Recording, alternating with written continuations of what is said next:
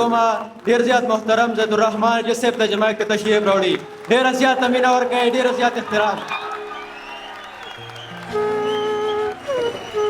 نور څه نه وایم بس دا مثال یې پاک دی نور څه نه وایم بس دا مثال یې پاک دی جنگ دوزخ دی او جنگ کوونکی یې خشاک دی نور څه نه وایم بس دا مثال یې پاک دی جنگ دوزخ دی جنگ کوونکی یې خشاک دی او د یو بل په طرقې دومره خفه یو دوکانونو کې قات شوي په ترلاک دی د یو بل په طرقې دومره خفه یو دوکانونو کې قات شوي په ترلاک دی په لاهور کې چې مردار شي نو شهید شي پښتونخوا کې چې شهید شي نو خلاک دی په لاهور کې چې مردار شي نو شهید دی پښتونخوا کې چې شهید شي نو خلاک دی په لاهور کې چې څوک په لاهور کې چې مردار شي نو شهید شي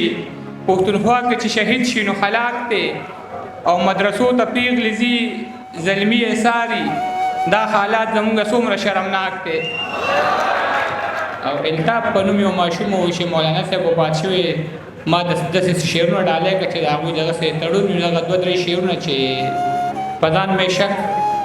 د مؤمن ځکه راځي ما له د جنګ د نومه کرکه راځي په ځان مې شک د مؤمن ځکه راځي ما له د جنګ د نومه کرکه راځي د خور پلو دې درنه اور وانخلي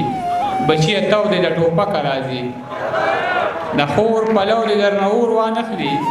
بچیه تو دې د ټوپکه راځي زه د خپل مرګ دعوه په چا وکړمه هر یو ګزار له تربوزکه راځي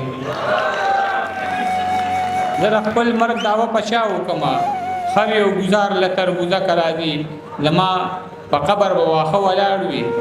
دلته چې امن ترټکه راځي د پښتنو د سر سودا به کوي دلته به اوس یو الوتکه راځي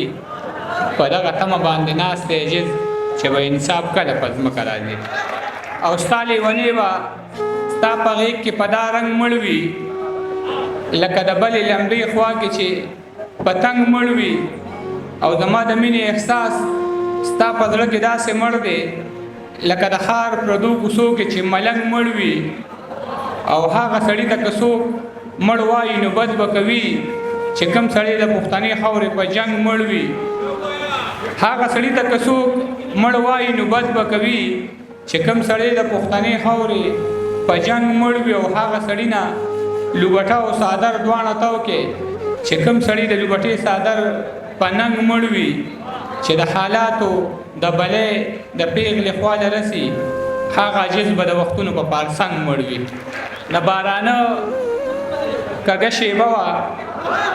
ما ته اوس هم یاد شي او زمونږ کچه غوندې کوټه وه ما ته اوس هم یاد شي او چې وسیلې شوه ما به وی چېرته را پرېنوځي زمونږ یو ماته دروازه وه ما ته اوس هم یاد شي او د پیوندونو پکې شمار نه و یقین دې کېږي